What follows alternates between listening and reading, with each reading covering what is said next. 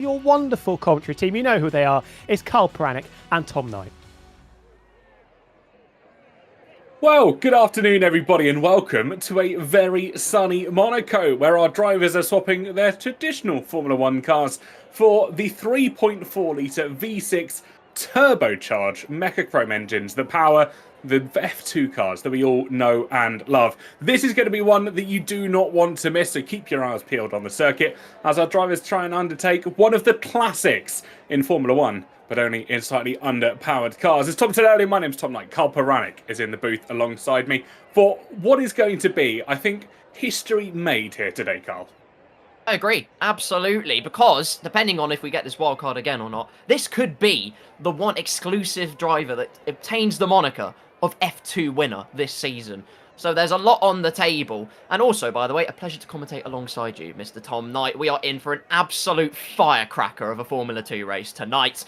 One thing to note, just so you're all in the loop of what's going on, they are in what's F1 team order. Essentially, you've got Chesnoid and Scotty starting at the front for the sprint, and you've got the likes of Meraki, Yorit, who's here today, the most successful winner at the Monaco Grand Prix and Creator Series. He's here as well. Alex, Tim at Marduk, Infratic, Karim 70, they're all at the back of the grid. So they've got a lot of work to do around the track where overtaking usually is not exactly in abundance.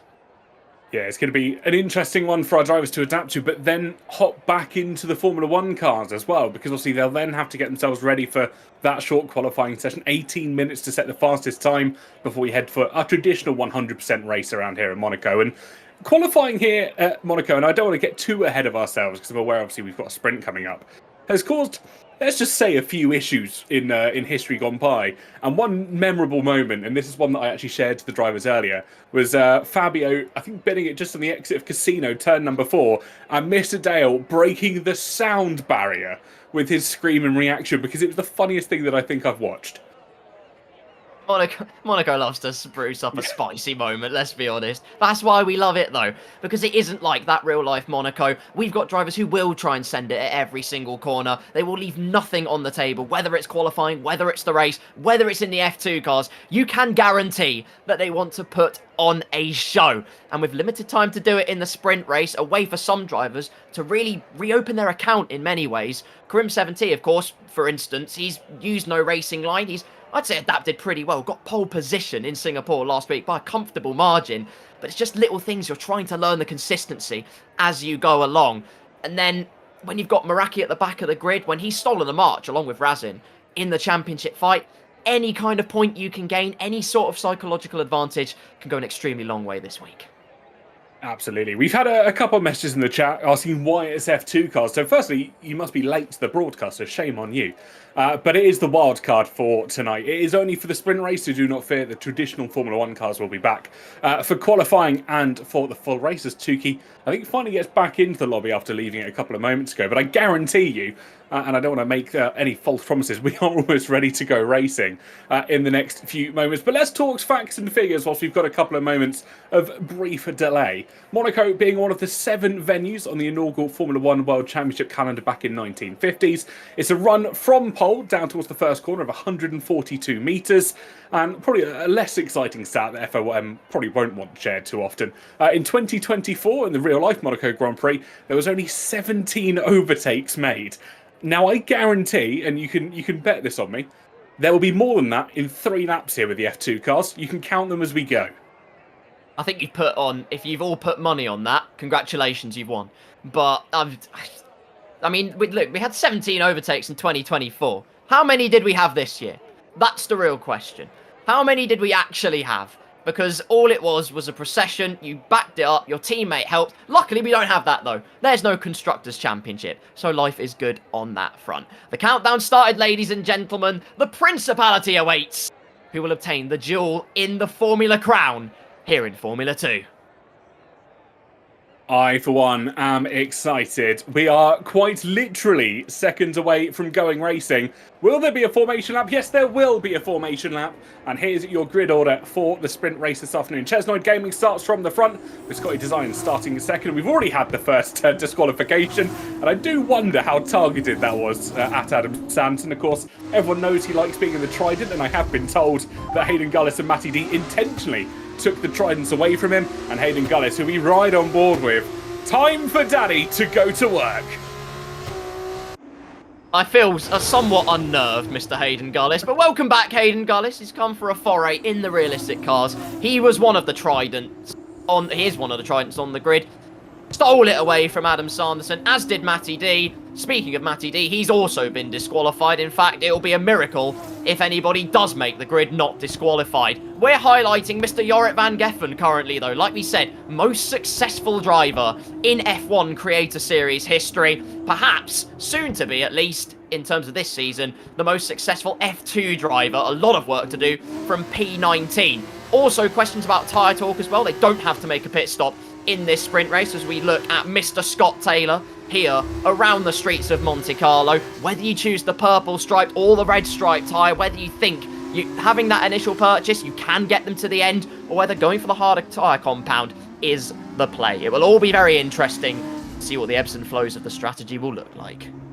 One driver I do want to talk about as well, just while they all get themselves up towards the grid, has to be that guy Vince, who unfortunately has more thumbs dislocated at this circuit than actual race wins. So maybe he's looking to try and put that right this afternoon as Scotty Designs pulls into his grid box. Chesnoy does so just in front of him, and that is a very aggressive looking Matt 212, who's lined up at all sorts of angles that I think would make Vogue blush as they get themselves prepped and ready. Meraki will be the last driver on the grid, or at least will be, once the driver behind of Jorrit van Geffen gets themselves into position. It's not Jorrit, actually, as we do see donuts. I can almost guarantee that's probably Hayden Gullis. He does love a donut on the grid.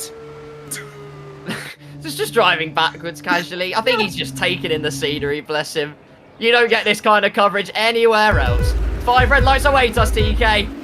They certainly do indeed. 5 lights lit here in Monaco for the F2 sprint race, and the lights go out, and we go racing. It's a good pull away from the front two. Scotty Designs already on the attack. Scott Taylor looks for an inch, gets the month as Chesnoy Gaming goes round. Oh my goodness, we've seen carnage. There's cars parked sideways as who's that that's got through? It's Scott Taylor that gets free. Matt 212 as well with Concept 7, but I'm fairly certain we've seen at least 4 or 5 cars pointing at a 90-degree angle here at Monaco.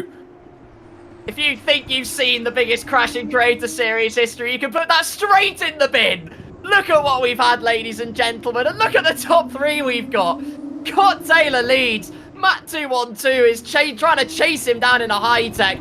Concept 7 has been in the Creator Series a few fleeting races, but he's in a podium place. Has got Tiamat Marduk, though, breathing down his neck as they all try and sort out the on-track squabbles. Tukey and Alex Gillen are on the move as we make our way out of the tunnel and into the daylight, but into the wall goes Matty D, and Tukey's gone round in a big way. Concept 7 gets a 10-second penalty for corner cutting, as does Chesnoy Gaming. How on earth are you supposed to factor all this in, TK? I have absolutely no words. Jorrit van Geffen's making moves left, right and centre. He's up to 14th place as Ben gets past Concept as well for the last of the podium places. Matt 212 somehow managed to sneak through trouble-free, is on the back of Scott Taylor, who sets the fastest lap of the race. They make their way in towards Sainte Devote for the second time, this time getting through rather nice and calmly. A moment of sadness for Scotty Designs, by the way, who went from 2nd on the grid to 18th on the grid in 1.5 corners. Let's just put that into fruition. That he didn't even make it up Beau Rivage before dropping halfway through the grid. And we can see the tyres. I would say they'd give some sort of advantage if they started on the super softs, but given the car park that we saw at turn 1, I don't think tyres really mattered there. I couldn't agree more with you, but like you say, Super Softs have that initial purchase. They do have the grip advantage. Karim didn't have the greatest of starts. He's up to P10. Jorrit was in the wall as well. I just saw it on Karim's stream as he made the overtake. I've been floating around everywhere. Jorrit with front wing damage as Matty D goes into combat with Infratic, holds on to P8 for the moment, but Infratic thought about a switchback out of Portier, and for all the glitz and glamour that the Monaco Grand Prix has on offer, a show-stopping overtake is definitely not one to write off in this sprint race as Matty D cuts the chicane. That will be a 3-second time penalty. Jorrit versus Lolinoba. Jorrit now has a 3-second time penalty, although with no front wing, it's no contest. Lolinoba goes through. Scotty Designs through at Tabac. And oh baby, a triple. Adam Sanderson said it was so nice the overtakes, he's had to do it thrice. Well, there's front wings missing, left, right and centre. Jorrit's got the most pointy nose of all. I think Matty D has damage. Lolinoba I think had damage as well, or was that Concept 7 in a very similar car to Yorick? We have got to move potentially here. Karim 17 down the inside of Fabio at the first corner. That Toyota Gazoo Racing liveried F2 car cannot quite find the traction, but I think Matty D13 is missing both front wings, and Yorick's out completely. He bins it at the first corner, and that's going to be Yorick Jan van Geffen not getting an F2 sprint race win this season. Absolute heartbreak. F1 Alex has also bowed out in all of the chaos. We've been honestly, if you had the alertness of a meerkat, please help us, because we need to be funded like binoculars or something. We can't keep up with all of the action. Matty D will ship another position round the outside at Portier, albeit assisted by the compromise of momentum. Karim 17, Infratic, to his credit, are absolutely slicing and dicing their way through the field. Shoutouts to Meraki as well, by the way. Started plumb last on the grid. He's already up to P7. And when he's chasing the championship lead, up 13 places already. What a way to start the Monaco weekend that would be, as he switchbacks at the second swimming pool chicane. No way he tries it at Raskas, he's going to give it a go. Shows the noise but contact. And Ben has left the session in all of this as well. More heartbreak left, right and centre. Well, we saw what happened last time a host left in Monaco, and I'm hoping for a different result this time, as we see Gillen and Meraki trying to still scrap it out. Hayden Gullis on the rear of Riccio 3 as they make their way up through Mazenay down towards Casino. The beautiful Trident car that is glimmering in the Monegasque sunlight, and you can see Team Amadi just in front of them. What now will be an AI-controlled car, effectively becoming a moving roadblock for the likes of Riccio 3, Hayden Gullis, and Gillen and Meraki just slightly further behind. So they will get the move quite easily, but when is there a place just to send it down the inside? These cars are not like F1 cars. They don't have the pull away, the traction necessarily to try and make the moves as much as you would have liked. Their acceleration is about 0 to 60 in 2.9 seconds. But they've only got a max speed of about 330 kilometers an hour. This is where Hayden feels he's got the advantage down the corner into the inside of the Novel chicane, and I think gets the move done by the barest of margins comparing to Ben's AI car, who is still rather rapid here at the Monegasque circuit. Doing too badly. Virtual Ben, look at him go in P5, albeit he's losing absolute truckloads of time. What we're looking at, though, is Meraki. Again, looking for moves on Alex Gillen. Couldn't get the switch back at Raskas, so he's just going to try and go round the outside instead. Round the outside at the final corner. What a battle. Loads of space given. And absolute plaudits for the two drivers. Meraki and Alex Gillen take a bow, because that was some absolutely sensational spectacle. So I've got some information coming in from the live chat, and I much appreciate everyone who's stopped by to let us know quite what's going on. Ben's stream has died as well, so assuming it's probably internet has cut, or his power's been cut. To give some information about Yorick van Geffen as well, he lost forced feedback, which is what ended his race down at one at Saint Devot, so that's why at least one of the drivers is out. Obviously, we've still got Ben running around as Concept 7 throws in the towel after only 4 laps of this F2 Grand Prix sprint. Tukey on the back of Safso by the look of it as they run up the road through Beau Rivage and Massenet, and Tim Mark is back by the looks of things, so we'll get to complete the rest of the 10 laps here. You'll certainly hope so, as AI's pit for him as well, which is not exactly the nicest leaving present as he then rejoins the session. Down in what will be P14, another person picks up a 3-second time penalty. Karim 17, who's, along with Infratic, managed to couple themselves onto the back of what is Meraki and Alex Gillen, although Alex losing time with the damage to the front of the car. Meraki completely keyed in round the streets of Monte Carlo. Matt 2-on-2, by the way. We'll look at the top 3. Not much to talk about with the top 3 because there's such disparity in the gaps. But Matt 2-on-2, no time penalties, leads by 6.5 seconds so far. I think someone in the top 4 might have lost their front wing completely, because we saw a little bit of debris as we came out of turn 15 and turn 16 through the chicane section, which is Piscine, in towards the Raskas. So I wonder if someone has got a considerable amount of damage there. It looks like they're all running fairly nice and smooth. No major gaps being built back forwards, but I'm sure Josh Richards in the background will be able to let us know quite what's going on as we see Karim 7T battling with Alex Gillen further back, and Infratic also getting involved as that guy Vince sets the fastest lap here so far, a 1:18.983 in the high-tech cars. And this is a 3-way battle we're seeing down through Portier in towards the tunnel. Matty D now becomes the latest victim to pick up a penalty for multiple track limits violations, which it sounds rather curious because it's Monaco, the walls are very tight. There's not massive opportunities to get multiple track limits warnings, apart from as you head through kind of this second and third sector. Absolutely, but you always want to extract every single advantage you possibly can. And you can still get caught out as Fabio just kisses the wall on the right-hand side. Even around a track like Monaco, you're still trying to extract every single minute margin of time. Speaking of minute margins of time, Hayden Gullis almost pushing Ricky 03 through the final couple of corners. But if Ricky 03 just sets up the exit like he has done, makes it very, very tricky for the Trident driver. And look who else has joined this particular battle. Meraki is also there, looking to pick up the spoils, as he looks potentially for a move round the outside, showed the nose into the Casino Square complex. But Hayden Gullis stands tall at the moment, albeit on the ultra soft tyres, so potentially a chance for Meraki to have a little bit of a response. The answer is not quite at the moment. Still showing the nose left, right and centre. You want to do it. The cars are just that little bit smaller. You can have the opportunity to nibble at the heels of the driver in front. But even in these spec of cars, it's still so incredibly tricky to judge.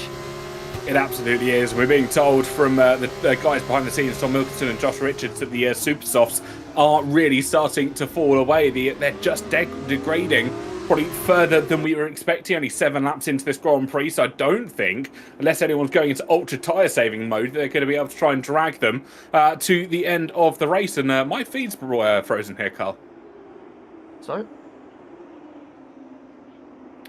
So let's just bear with us for a couple of minutes, folks. And there we go. We've got another background. As Scotty Design picks up a 3-second penalty. And apparently that penalty was enough to crash our producer's game. So we'll move swiftly forwards, because we have got some more information coming forward for you as well. Scott's got some damage.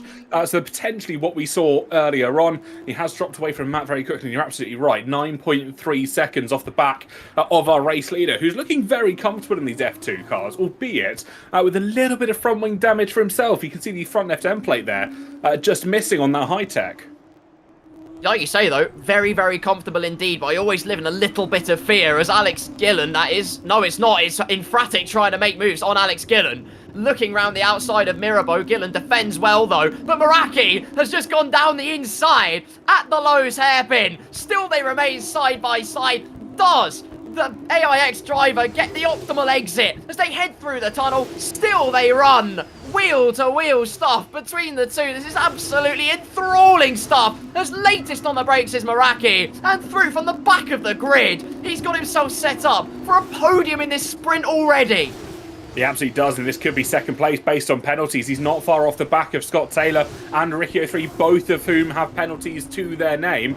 And we've only got 7.5 laps of racing to go here in Monaco in these F2 sprint cars. So it will be interesting to see how it all unfolds, because of course at any corner here can effectively end your race. Let's not take it too easy. Oh my goodness, Hayden Gullis with a fishtail to save all fishtails as they headed through Anthony Knowles, 18 and 19. And up towards the line again. No heroics into Sandavot is what we need to tell our drivers as we head for the full race in the next few moments. As we run up towards the top of the hill through Casino down towards Mirabeau, it's going to be interesting to see. Keep an eye on Hayden Gullis, because I think his tyres might be cooking. That was almost Exhibit A from Hayden Gullis as Infratic again side by side with Alex Gillen heading into Mirabeau. Couldn't quite do it last time, and Alex just tries to show him the barrier out of Mirabeau, but enough space left once again. Infratic will have the inside for the Lowe's hairpin as they head on through Portier. I think that's Scott Taylor, by the way, without a front wing, as I think contact was made between the MP Motorsport and AIX cars. Yellow flag on the track in Sector 1. Not entirely sure who that is. Team Atmonics up to P10 meanwhile. So there might have been something happening at those first few corners. Still, Alex Gillen holds his position extremely well. Diligent defense from our Season X champion. Yeah, Scott Taylor really under pressure here, I think, from Ricky 03, who's trying to push him through. No, this is Infratic actually on the back of Alex Gillen, battling for 6th place on the circuit. We've been told as well, and according to our telemetry, Alex Gillen has a 3-second penalty to his name. It's not showing up on the screen for you folks, unfortunately, but it is showing up on our screens here. So 3 seconds for Alex Gillen. Unlucky for the AIX driver. Who's that round in the background? That's going to be, I think, Karim who might have lost it. Or is it Gillen? Gillen's gone round. A rare mistake from our our reigning champion. It was Hayden Gullis. Hayden Gullis was stuck in the middle of the track. Alex with nowhere to go. Both drivers now plummet down the pecking order. And the likes of Meraki, Karim, Infratic say thank you very much. Well, Fabio's counting his lucky stars, because that's one way to dispatch of our Season X champion, just through sheer lady luck, who does look favourably upon some people, we can confirm. Still, the pressure is almost insurmountable on Scott Taylor's shoulders, the weight of the world on the MP Motorsport man, Ricky03 saying it'd feel so empty without me as he makes his way to the Nouvelle chicane, but he's got to be wary because as he just tries to chop to the inside, Meraki is on the prowl. They've got to be very careful about how they defend this, because I have no doubt there will be choice words as front wing falls off. Ricky03 with more damage, and to the inside goes Meraki. Opportunism at its finest. That was excellent from the AIX man. That's absolutely superb, fantastic stuff to see. Just to send down the inside through the pissing section here that we have at Monaco. And now Meraki well and truly on the back of Scott Taylor. We're watching the other AIX car for the barest of moments, but Meraki now in the move and looking to get the move done in the first corner. Could we see a switchback as we climb up the hill? He's gone for the up and under, but I don't think he quite has the traction. The track is not wide enough to try and send a move, or is it as he tries to go around the outside as we go through Macedon of turn number 3. Fantastic stuff from Meraki. That is an audacious move to claim second place on circuit. And we can see a similar thing from Ricky here, choosing the outside line as Scott Taylor, somewhat hopeless with no front wing on this circuit. They try and go too wide through the hairpin, and I don't think that ever ends up well. And at the moment, Ricky looks trapped, and Meraki has been released. Left, right, good night from Meraki through the Casino Square complex. That was absolutely beautiful. The second show-stopping moment that the Championship Lead Chaser has made this race. Made that one on Alex Gillen in the final couple of corners as well. Absolutely brilliant. Scott Taylor gets another time penalty for corner cutting. And is that the opportunity Ricky03 needs? No. Once again, both of them on those purple striped super soft tyres. I do apologise for calling them ultra softs. I had a bit of a nostalgia trip. Ricky dives it down the inside. Scott didn't quite leave the room. Ricky was just a tad too optimistic. Either way, both of their blushes are spared. They remain side by side as Ricky shuts the door at Raskas corner. Finally gets his man, but in Fratics there as well. Adam Sanderson's been quietly making his way up. Don't discount him either. This is all the moves happening at once as Fabio tries to look in towards the first corner. He's constantly trying to go side by side with Scott Taylor, trying to force the move where it might not necessarily be, as Adam Sanderson well in the mirrors of both of these drivers up towards the top of the hill, and Adam Sanderson almost into the rear of Infratic there. And I wonder if that's just because Scott Taylor has to take the corners so slowly. Yellow flags. Hayden Gullis is gone. Oh, as they crest to the top of the hill through Macedon. Hayden Gullis retiring from the F2 race, the one that he probably would have hoped to win. He will stand himself further down the order than he would like to admit, and that is a very uncharacteristic mistake from someone that drove oh so well in the F2 Championship of days of old. Absolutely. Positive omens raining down for Mr. Hayden Gullis, but it has been a downpour of despair for the Trident driver, and Adam Sanderson will just feel a little bit smug, I feel. He said that should have been my Trident car, and he has a reason why he's been forced towards the wall by Infratic. He optimistic and opportunistic at the best of times, but just the room not being left.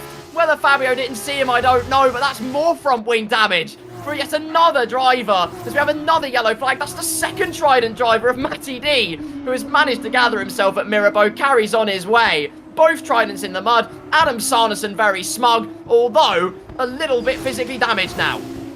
Absolutely. I don't want to put any jinx onto drivers, and let's start talking about this here with Matt 2 on 2. 15 seconds in the lead, and I just want to remind people of what quite happened last time he led a sprint race, obviously 1 week ago in Singapore, where he managed to spin it of his own fruition. So hopefully we won't see any of that here this afternoon, as he has got a considerable gap all the way back to Meraki. He's making his way through, I believe, going down towards the Nouvelle chicane at the moment, whilst Meraki is still just coming through Portier. So at least a couple of corners between the two of them, as we watch Infratic now on the back of Ricky03, just coming through the hairpin themselves in towards Mirabeau and through Portier, as Matty D picks up a 10-second penalty for speeding the pit lane now, promptly retires as well. So the minimum finishing position here this afternoon will be 15th place, currently claimed by Lolly Noba. The 3 or 4 cars now trailing down towards the chicane. Are we going to see a move or a dive? No. It's very sensible racing between all of our drivers. They're just not wanting to get any more damage. I think they're all going to come back to their teams with very expensive repair bills here, Carl. I couldn't agree more with you. I think there's going to be stern conversations in the debriefs, let's put it that way. They'll say, don't you dare think about any of that shenanigans when we get in the F1 cars. We gave you the slower cars. We said you should behave. Look at what you did. But for this, look at this. Vice Admiral Smug here, who's on the back of Scott Taylor. Both tridents out of the race. But now he's got the winning feeling. What would it even better than that would be if he made the overtake on track on Scott Taylor. But you can see how tricky it is on the purple striped super soft tyres. They are well past their sell-by date. And you was, speaking about Matt 212, Scott Taylor, was that him wall riding through Casino Square? That is unbelievable. Going for, well, what is now a fabled NASCAR tactic, where one of the drivers, I can't remember who it was specifically, went round the last corner, wall rode, and actually, I think, got into some kind of final. Unbelievable clip. Watch it if you haven't already. But Scott Taylor putting it to great use here in the F2 sprint race. Clearly playing chicken with the damage model, but that is absolutely brilliant to see. I've seen Hayden do it through turn 3 through Master Day before in an F1 car, and he got damage. I'm guessing Scott's kind of the impression of, I've got no more car to damage, so I might as well give it a shot. And it is certainly working for him. And you're right, that NASCAR, they got through to the, I think it was the shootouts and the playoffs, and it worked. They have since outlawed it, unfortunately, for NASCAR, but they haven't outlawed it here in the Creator Series, and Scott is encouraged, if not benefiting from it at this moment. And we're watching Adam Sanderson, who, as you mentioned earlier, is probably smirking like the Cheshire Cat as he gets passed by Tim Mardick, who's had what an almighty comeback drive after disconnecting slightly earlier on. And he'll be standing proud at the moment after recovering some fantastic points. But he will get both P4 and P5 after Ricky 3 and Scott Taylor both have points to their name. Someone's had an issue down at La Rascasse, and I wonder to see who that is. It might be the white car. I'm going to assume a Krim 17 Tukey getting caught up at the final corner, and that is not the way you'd like to see it go out. Scott Taylor, though, with the Hail Melons as they head up towards the top of the hill again, and he is still holding on to P4. Absolutely incredible from Scott Taylor. I'm sure we'll get that on a replay in the next few minutes, but surely all eyes now will turn to Matt 212 as he makes his way through to back corner. After a shocker of a sprint race last time out, he's come back for redemption in the F2 cars, and cars that he well and truly knows from his career mode playthroughs. Certainly will like it. He almost bins it at La Rascasse, but he watches and passes the sign that points to Nice, and he'll be sat in that cockpit thinking nice as Matt 212 comes up towards the line to win the sprint race here in Monaco for the F2 wildcard. What a drive from Matt 212, and think about what could that do for his confidence as Meraki will cross the line in a matter of moments to take an absolutely enthralling comeback of P2. It's civil war between the Campos drivers though. Tim Mardick would love to get this on track. He'll inherit the position anyway. Scott Taylor tries to defend, but resistance is futile. The Australian sensation dances round the outside. Fabio will round out the podium, but Tiamat Mardick, an absolutely incredible comeback from disconnecting from the session. His AI pit for him. That was remarkable from him. Adam Sanderson P5, Matt 212 saying, I don't care what happens now. I think you'll care a little bit. He's just won his first Creator Series race. I think he's going to be living off the highs of that moment through qualifying and through the race as well. I think it's a very much, I don't care what happens now, because he's already won this weekend in his mind. His drivers still continue to get penalties. Krim 7T picking up a 10-second one for cutting the corner. My assumption that would be down as they made their way down through the Novell chicane. He's straight-lined turn 10 and turn 11. And unsurprisingly, as we see a puncture there from Krim 7T, that could explain why he was straight-lining the corners. The super soft tyres well and truly past their sell-by date here. He drifts round La Rascasse, albeit unsuccessfully, as he tries to get that three-wheel car on and all. What? I swear I saw that wheel come off. You're absolutely right. It's a two-wheeled car now. Well, how about that? Kareem 7T explains the number of tyres he's gone through in the F2 race today with the Lewis Hamilton Novell chicane, but across the line, wounded in the war zone. Kareem 7T survives F2 at Monaco, albeit in P15. But how about that? A new race winner again. 4 different winners, including, well, 5 if you include the sprint race. 5 different winners with realistic cars, albeit in Formula 2. Matt 212, once he got the lead, he was never looking back. Not at all. And I'm very surprised we finished with 15 cars on the podium after the chaos that we saw at turn 1. And I'm sure Josh Richards will be going through momentarily to remind us all what happened there over the last 15 laps or so. But let's just run through your complete grid order, or your complete finishing order for today's race. It was Matt 212 that took the top spot, with Meraki and Infratic making it AIX Racing 2 and 3. Timo Marek with an audacious comeback drive, finishing not only in P4, but with the fastest lap as well. Adam Sanderson, who loves the F2 cars, finished, only in 5th place, with that guy Vince surviving in 6th place. 7th place goes to Riccio 3, with Gillen in 8th, Safso 9th, and Scott Taylor, with no front wing for the majority of that race, holding out towards the top 10. Tukey takes 11th, with Lonnie Nober in 12th. Chesnoid Gaming finishes 13th, with Scotty Designs, by the way, in 14th. Karim 17 finishes on 3 wheels in 15th place. And then your DNFs for this afternoon: Matty D 13, Hayden von der Gullis, Concept 7, Jorrit van Heffen, and F1 Alex TTV, who, as he told us earlier, is the highest scoring points finisher in F2 cars. Back to you in the studio. I mean, out of breath, I think is the best way to summarise that. Chaos. I mean, the storylines. Matt 2-on-2, first ever Creative Series victory. Yes, it's only a sprint. He's taken a lot of stick, in particular from Alex Gillen, over the past weeks and months for being a bottle job. Didn't bottle that one, thankfully, for himself. 11 seconds clear. Meraki, brilliant drive from himself, back of the grid. Tim Marduk was, at one stage, 20 seconds off the back of the group that he eventually overtook at the end of the race. Brilliant recovery. He wasn't very pleased as he came over the line, as you can expect, considering he said that was the easiest second place he's probably ever seen in his life. Josh, I imagine you were a very, very busy man going through that race. Have you managed to collate as much as you possibly could for us? Yeah, I mean, there was definitely more than I was expecting. First and foremost, we're going to have a look at the start of the race and see exactly what happened to all of our drivers, because there was a little bit of a car park. So everything looking pretty normal as Karim got underway, heading down towards turn 1. Taking it a little bit cautious, though. And then all of a sudden, as we make our way through the exit, a wall of cars decides to form, and there's absolutely nowhere for him to go. A couple cars managed to sneak their way through, but it's just a car park. It's unfortunate for all the guys who got caught up in it.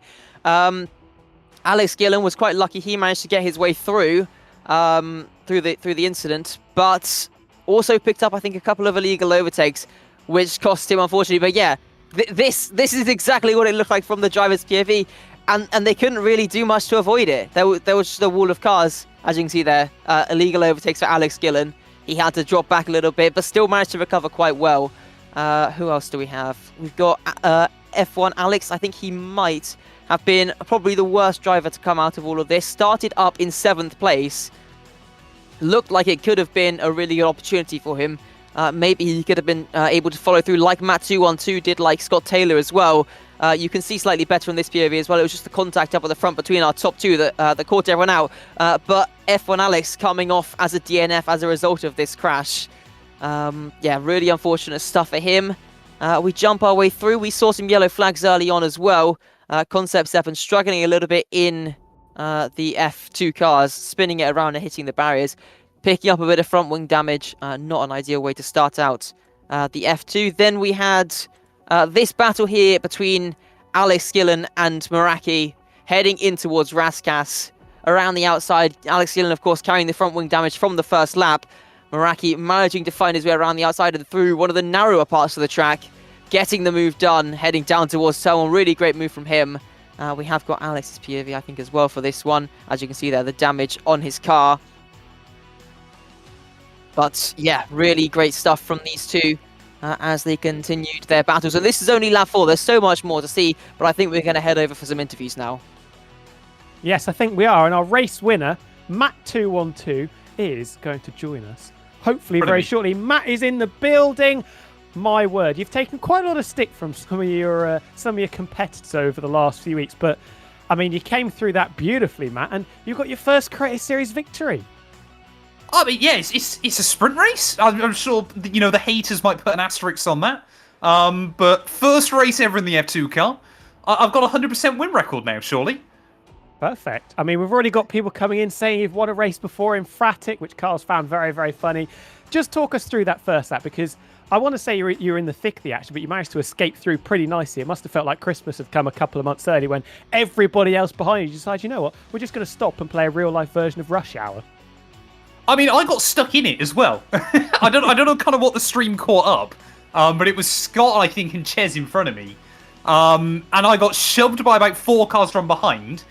Somehow it kind of forced me through the accident, and I ended up with very little wing damage either. Clearly, I can't remember which F2 car I was driving, but clearly the team have given me an extra reinforced front wing this weekend, because it was very, very useful.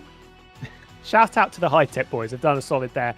Afterwards, obviously, you're on your own for the majority of the race. What was the strategy? Was it just try and keep it as clean and as calm as possible? Because you know there was still a lot of action going on behind you. I mean, I'm known as Bottle Job 212, aren't I? The goal number 1 was just not bottle it, as I did last week in the Singapore sprint. Well, it must feel like just rewards after missing out on that sprint a week ago. How do the F2 cars feel? Another one, because we haven't raced them too much on F125. I don't know how similar they feel to F122 if you've got too much experience of them from that game. 24, sorry. They handle fairly... They're really odd. Honestly, the best way I can describe them is like the late 1980s turbo F1 cars. You've got to blip the throttle through like the exit of the hairpin and stuff to try and keep the turbo spooled. It's like the weirdest thing in the world to try and get used to. But if you can kind of find like the weird like ways to drive them, they're really good fun. It looked really good fun, especially from what we were seeing. And just going on to the main race as well, how are you feeling about, first of all, qualifying and the race? What are your expectations going into it? Because even though, obviously, you've said that you're known as Bottle Job 212, but the pace that you've shown, especially in recent weeks, hasn't been half bad. No, I'll either end up in a wall on lap 2, or I'm hoping I finally get a good race under my belt. It made me chuckle. Someone in my chat's just pointing out to me, I've had a sprint win now before I've ever got a top 10 in a race. So maybe I can find, as long as I get a top 10 in the race, I think I'll be quite happy. Wow. Fingers crossed, Matt, because that is a very well executed race from yourself. First victory in Creator Series. Yes, it's a sprint, but I think we can count them very, very much. So thank you for talking to us as well. And we wish you the best of luck for the race that's coming up. Thank you very much. Matt212 there. Winner, another brand new winner in the Creator Series this season. And I'm delighted to say as well, championship leader joining us now. Jake is in the building, started from the back of the grid, came through to finish second. We have to talk about lap 1 first of all. It all unfolded in front of you. Yeah, the only thought in my mind was don't get damaged, don't get damaged, don't get damaged. And then, yeah, we got through it somehow. And yeah, I knew the pace would be okay. And yeah, we caught people up and overtook them. Yeah, because as much as a lot of people did get out of your way on that first lap, you still had to work hard for it. Because I think you ended up in and around about P10, but then pulled off some really good moves around the outside into Mirabeau a couple of times. You're trying to make those moves through the Lowe's hairpin as well. Yeah. The hairpin is a bit difficult in these cars because it's like the power just comes to you almost instantly. So you got nothing. All of a sudden, you press the throttle like an inch, and all of a sudden you got everything. So it's hard to kind of get traction and kind of get around people. So I kind of had to, I guess, catch people out a bit, like with Alex in the final corner going around the outside there, and then Scotty. I know he had, I think they both had wing damage, but they were still good overtakes. So I'm happy. I'm very happy. How much of a decision was there to make on the tyre strategy? Because it seemed like there was a bit of a 50-50 between the super softs and the soft tyres. Cream at the end picked up a puncher from his super softs. Yes, he was abusing them a little bit in the final few laps, but it looked like it was a little bit of a balancing act. I mean, on the strat thing before the race starts, it said there's only like a 3-second difference. So I would rather just have the tyres that will last longer that I can push like non-stop rather than having to like look after my tyres on the last couple of laps. Like, thankfully, it didn't really make that much of a difference because we had quite a big gap behind us. But yeah, it's just I would rather be able to push for the entire race rather than have to worry about tyre wear and, you know, punctures and stuff. And of course, leading the championship for the first time, I believe, since you won it back in Season 4. That must be a pretty good feeling going into the race. Yeah, definitely. I mean, it's obviously helped a little bit by certain people not being here, but we've just got to try and be kind of consistent. Like last season, we was very consistent. We just didn't really have like the good results, like the podiums and the wins. But now we've got a race win in Singapore. We've got the podium in the sprint here. And then we was possibly going for a podium in the sprint in Singapore as well, but then the wall kind of ripped my tyre off. But aside from that, I think the results this season have gone a bit better. So hopefully we can keep it up. All coming up nicely. Hopefully it does continue. Best of luck for the race as well, of course. Thank you very much for having a chat with us. Thanks. Bye-bye. Meraki Jake there, everybody. Championship leader, of course, now. And I think, if it is possible, can we go and have a look at those drivers' standings? No Razin Chai today, with Meraki finishing in second place. He does now assume that position. Right at the top, 7.6 point advantage, in fact, over Razin Chai. Tim Monaco further 16 back. You can see, Josh, can't you? That big cluster of cars. Once you eliminate the top two of Meraki and Razin, from Ben down into Matt 2-on-2, who's obviously just picked up that win. Just 20 points covering 10 drivers.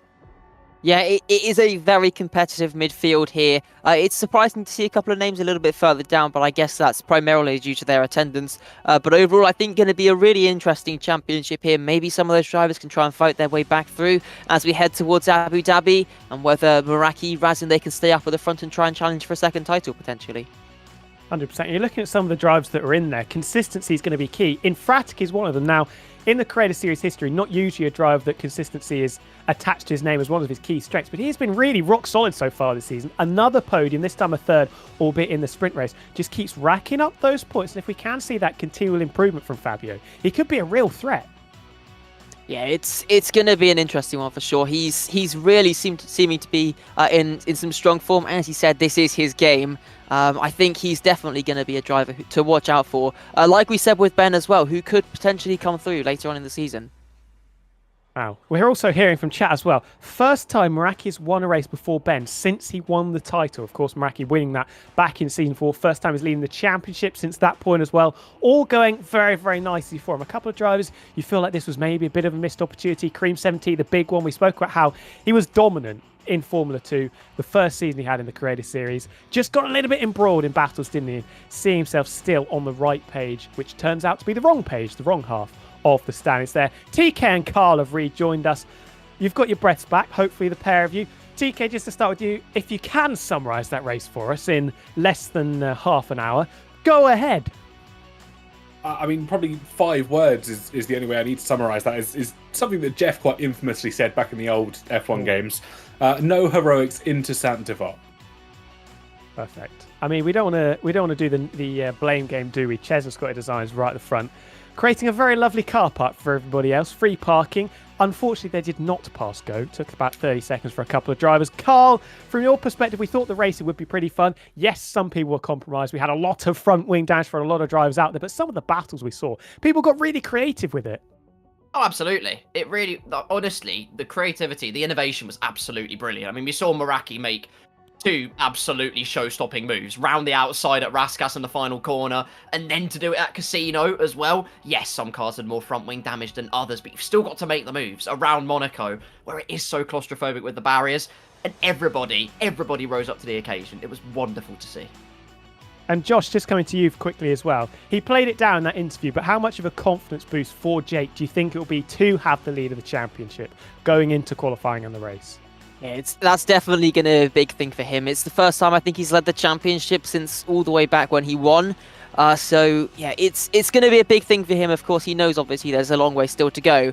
But that boost you get from taking the lead of the championship, it's really going to carry him on.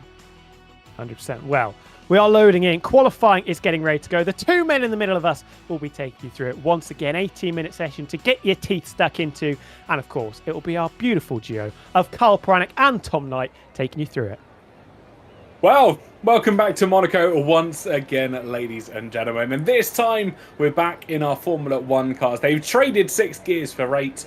And I'm sure all the drivers will be a little bit more at home in these cockpits. As always, the intermediate pole position still is in effect. The driver who sets the fastest lap within the first 6 minutes of qualifying gets a bonus point on their tally. And we have got all 20 drivers back in the grid. Carl, it could be a bit too early here to try and predict who's going to take pole, so I'm going to go for Inter's pole.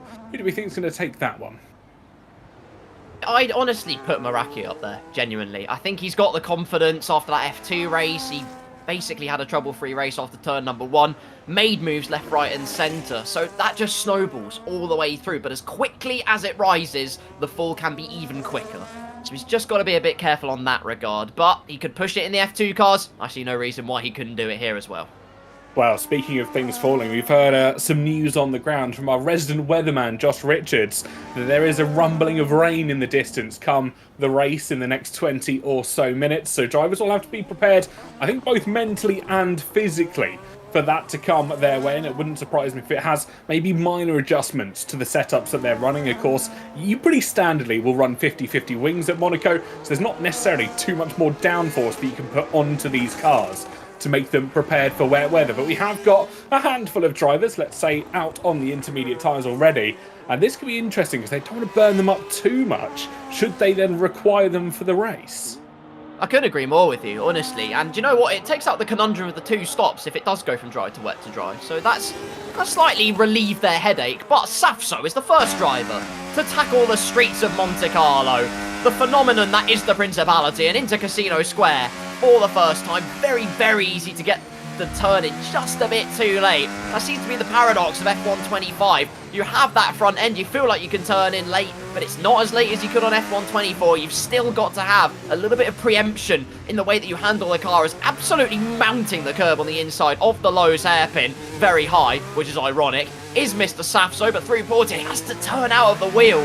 Just a bit more grip than he was expecting there, and that will compromise him as he heads through the tunnel for the first time.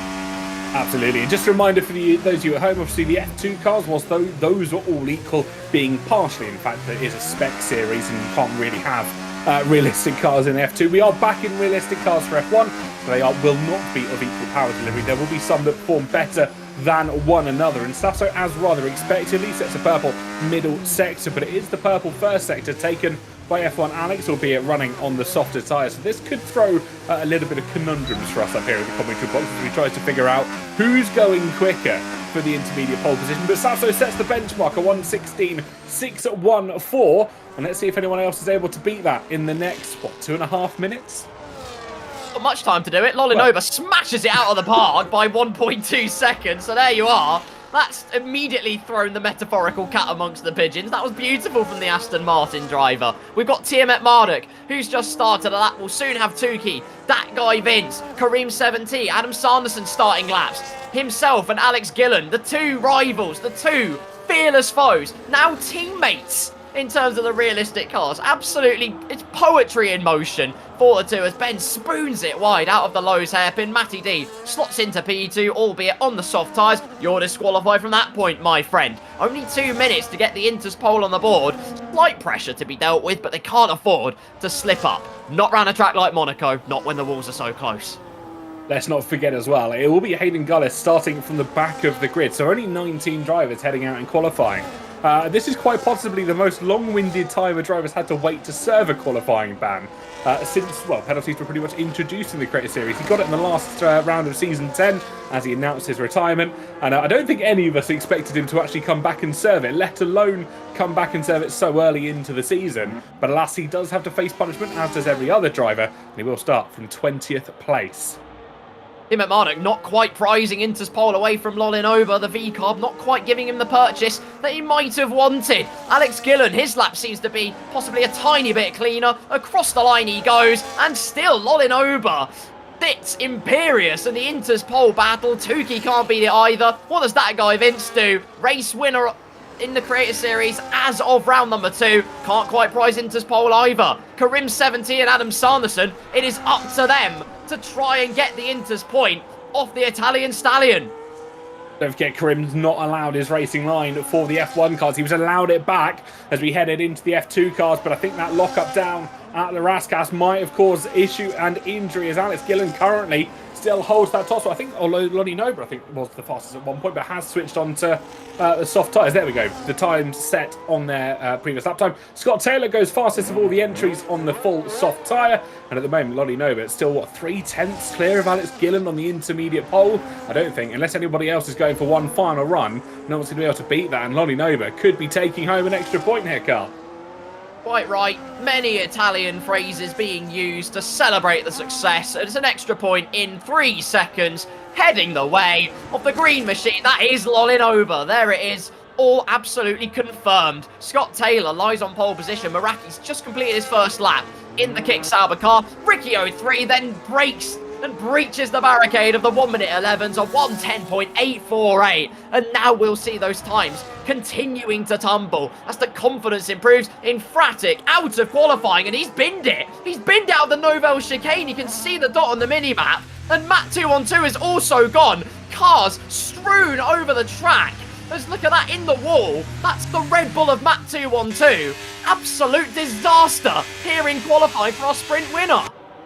Wow, I think it's gone from celebrations and victories to quite possibly heartbreak here in qualifying as Matt 212 put in what is notably the second best car, although some drivers do prefer it, the fastest car on the grid, and will start at least from what, P18?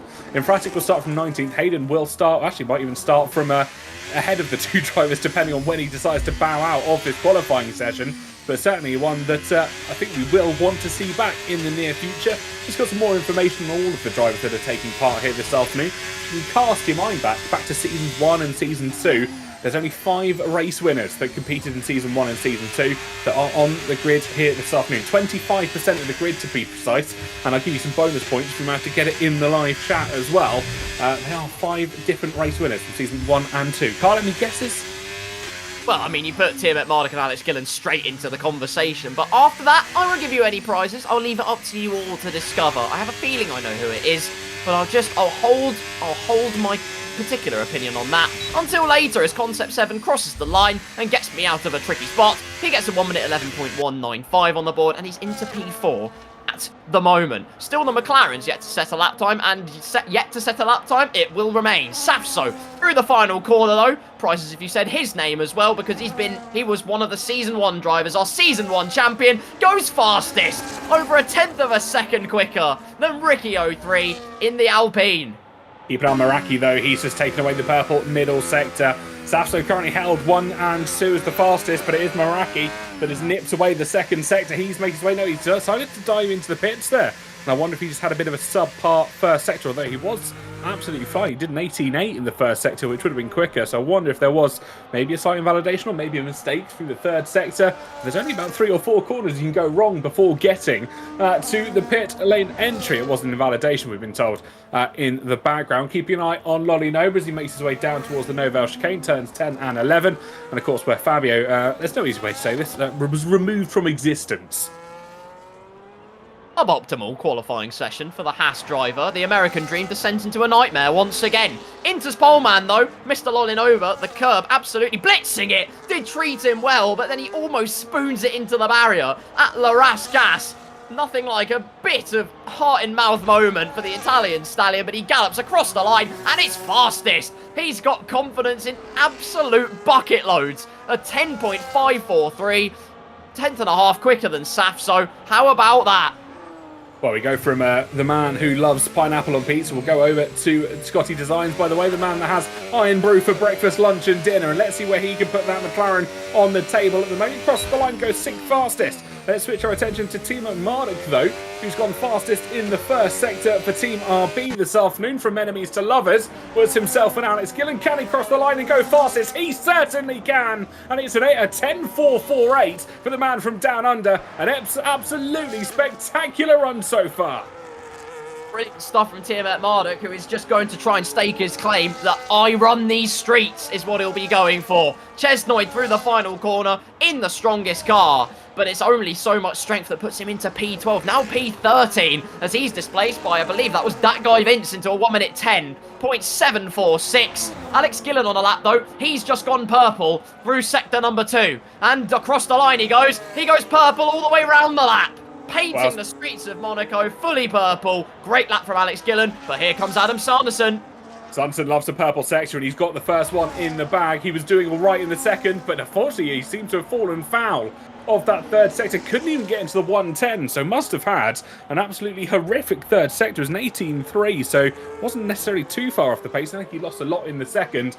but continued to carry on with it anyway. Scott Taylor now making his way through the first sector. We jump now to Karim 7T, who doesn't have all of his front winging tags, and I wonder in part if he's just struggling to find the racing line round here as he drifts his way in towards the pit lane, and will get that front wing replaced before going for one final run. Tesnoid out of the session as well. They're dropping like flies here in Monte Carlo. 4 drivers out in qualifying, albeit Hayden Gullis was out by default because he had to serve his ban. Reminds me, I think, of Valtteri Bottas, who got a penalty in the last race of 2024. Still yet to serve it, by the way, as we head through the tunnel with Matty D emerging into the scorching sunlight and into the Nouvelle chicane. Once again, one Alpine right at the sharp end in P4. Matty D would do very well to make it up there too. Yeah, let's not forget, of course, Matt 212 has set a lap time so far, so he won't necessarily start from the bottom unless we see a considerable improvement from a considerable number of drivers. And yeah, we're talking about grid penalties and drivers that still have to serve them. Bottas will serve his at Australia in 2026. Let's not forget that. And Tom Wilkinson just put in our chat behind the scenes. Jenson Button still needs to serve his grid penalty from Monaco in 2017 when he borrowed Fernando Alonso's McLaren for a bit of a gander around the streets of the Principality. Brilliant stuff. Count our main man, Tom Wilkinson, with razor-sharp facts and figures as Meraki went purple through Sector 2.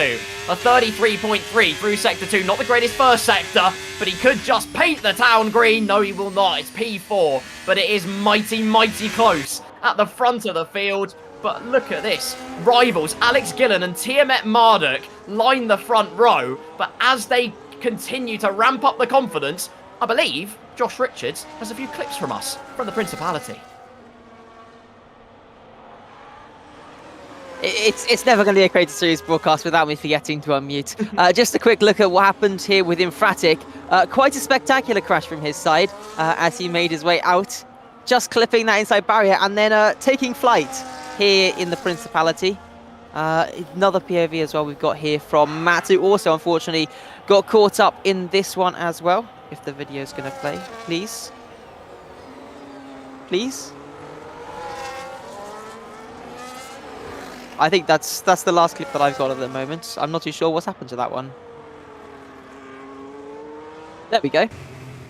Oh, well, we had a brief moment there from Josh Richards, but we'll head back into qualifying. And after Fabio finding the barrier, I think there's a great old phrase. The lion does not concern himself with where the barriers are.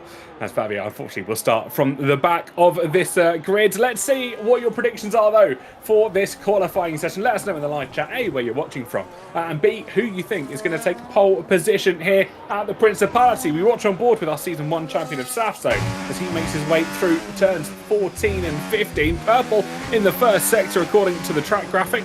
Well, sorry, purple in the second according to the track graphic, but it is just an improvement on his previous best. He's got one more corner, or technically 2 more corners to navigate. We'll get the DRS open, and can he try and slam that Alpine to the front? Let's see him do. Oui, monsieur, he does, as Safso goes fastest. Cray Blur, the blue machine, into pole position. Alex Gillen did improve his time, but not enough to thwart the efforts of our Season 1 champion. Absolutely enthralling stuff. More lap times yet to come in, though. Karim hasn't managed to get a clean lap time properly on the soft compound tyres. He locks the wheels gratuitously through the Nouvelle chicane, just about gets the car stopped. A Scotty design, by the way, with a bit of a shimmy and a shake through to back corner, through the swimming pool complex, though. Car complies beautifully. Just Raskas and the final corner to go. And then we will see our meme lord hopefully arise to the throne of pole position as he crosses the line. It's P3. He's not far off. This is absolutely fantastic. Safso at the moment on course for quite possibly a career best qualifying session, but keep an eye on F1 Alex TTV. He loved the F2 cars, didn't necessarily get a shot at it, so we'll be itching to try and get a good result in the qualifying session. Just under 3 minutes left of this session. He'll run up towards the line after going purple in the middle sector, cross the line, only going to go 7th fastest overall, and he'll be hoping maybe to just get one more lap in. Vince to the top, though, with just over 2/10, and it's the Williams that will start at the front at the moment. Can anybody try and best out that guy Vince? Glory to Grove, that guy Vince. 1 minute 10.056. Expect that barrier to be absolutely blitzed by the rest of the field as we're going to enter the final flurry of laps here on the Principality in a matter of moments' time, as Matty D, again through the final 2 corners, was actually down on his time by a few hundredths of a second, but will get the DRS open out of the final corner. Doesn't choose to hug the inside. We have team radio from that guy, Vince. That is a big lap.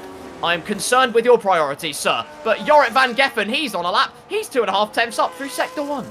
Certainly looking like an improvement for the Monaco King at the moment. Can he try and find the form he needs with just under 2 minutes to spare? And Steve says in the live chat, session is not over yet. Still opportunities for drivers to put their car up onto the top step of the podium. Jorrit van Geffen, though, of course, wins 2 Creator Series before. I don't believe he's ever got a pole position here in the Creator Series. I might be wrong on that.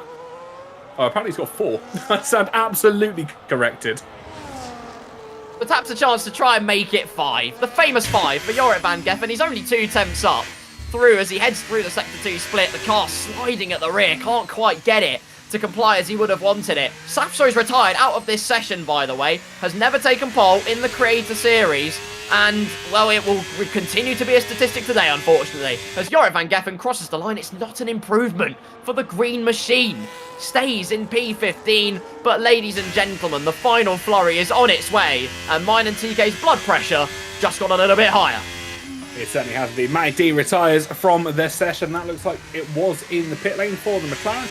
And he will, unfortunately, or was it in the pit? It was in the pit lane. I'm going to assume it was in the pit lane for Matty D. 1-3 in the Alpine car, as everybody else does make their way through. Scott Taylor on an invalidated run will have one more opportunity now to go for broke in the Red Bull outfit, possibly one of the fastest cars around this circuit. Concept 7 now tries to set the fastest run as F1 Alex retires in the pit lane, deciding he cannot go any quicker, and a very similar result to what we saw in the sprint. Concept 7 getting it all sorts of wrong out of the corner, and that will not be an improvement. Ben's apparently bottled it as well. His final lap has gone up in absolute smoke, so he might well be out of the conversation for pole position, although he's just still absolutely blasting it up the hill. We're looking at the Italian stallion, though. One of them, Ricky 03, he goes up to P3. Ricky 03 by name, Ricky 03 by nature. What can his teammate Lolinoba, though? The Italian job potentially being done in the streets of Monte Carlo. Across the line for Lolinoba. It's pole position by the slimmest of margins, but still many heavy hitters yet to properly stamp their authority here in this session.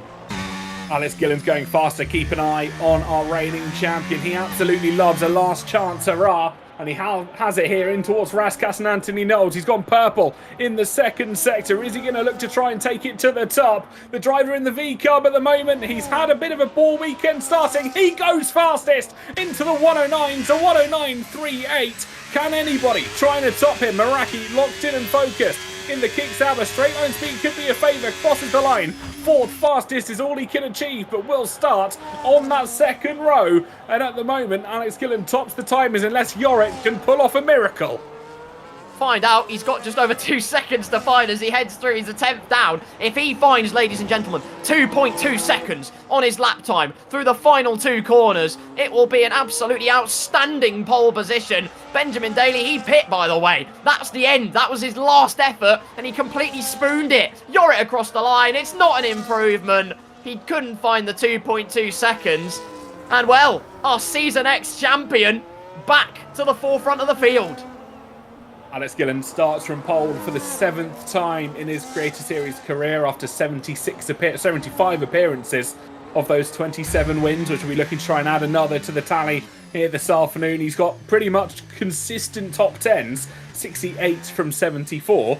So he's got an almighty record, especially in the Creator Series, of achieving top half of the grid. But we'll run through your complete starting order for this afternoon. It's Alex Gillen from Lolinoba on row 1. Vincent Meraki start on the second row with Safso starting P5 alongside Ricky 03. Scotty Designs, by the way, with an almighty climb up to 7th place, starts alongside Tia and Marduk, with Scott Taylor and Adam Sanderson rounding out your top 10. It's F1 Alex that starts 11th with Concept 7 in 12th. Matt 2 on 2 starts alongside Tukey in 13th and 14th, with Jorrit van Geffen, Matty D, Chesnoid Karim, Hayden Gullis and Infratic completing your order. And we're going to hand back to Tom and Josh. Well. Some big names down the order, some big crashes as well. Kareem 70, I don't know if it was caught. He was nearly ended up in the harbour, the first one to do so after that emphatic crash. Before we have a little bit of a chin wag, Josh, any more clips that you've got for us to go through? Yeah, we've got a couple more. Unfortunately, I missed out on the Karim incident there, but we can have a look back at the Mat212 clip now that it is finally playing. He's making his way through. You just see at the bottom of the screen, Emphatic has just retired. Up in the air in front of us, and unfortunately, Matt just clips his tyre. Bottle Job 212 back at it again, takes himself out of qualifying. And yeah, really unfortunate stuff for him. The other one we had here was Chesnoid, also coming down into the Nouvelle Chicane, a bit of a hotspot for crashes here tonight. And as many drivers have done in the past, clips his inside tyre on that barrier, and again, out of qualifying. Pretty simple mistake to make. Not good news at all there. Tim McMarlick a little bit down the order as well. Was matching Alex Gillen on his final flying lap, but I think he invalidated in the final sector. That is why he's down in P8. Big shout out to Scotty Designs, by the way. He might be in a McLaren, but P7, very, very strong effort from himself. But we do have some big names right at the top. Alex Gillen, the reigning champion, the biggest of them, starting from pole, only driver into the 109s. But Lolonoba and Datka Vince showing very, very strong pace. Vince already picked up a win this season. Lolonoba, previous winner as well. They're going to be quite the challenge for Alex Gillen to try and deal with. Yeah, it's definitely going to be an interesting one now that we're heading into the race. Overtaking, I think, going to be a bit harder now that we're in the F1 cars as well. They're a little bit wider. And yeah, strategy, I think, is going to be a big thing here tonight. 100%. Mandatory two-stop if you have forgotten that rule. That's going to shake things up a little bit more, especially for some of the drivers that are down the field. Emphatic out of position, Kareem 70 out of position as well. Just couldn't quite get that final lap time in on the board. Jorik van Geft as well, P15, two-time winner of this race, most successful driver at the Monaco Grand Prix, has a hell of a lot of work to do, setting only a 12.0. Opportunities as well for some drivers. Scott Taylor and Adam Sanderson nestled nicely inside the top 10. Although starting alongside each other, old rivals, you never know what could come from that. We could be seeing another car park forming down at someone once we do get this race underway. Yeah, it's definitely interesting as well. We've got Ben trying to fight his way through. We know he can be quite aggressive with his overtakes. And yeah, I think we're in for a really real treat here tonight. 100%.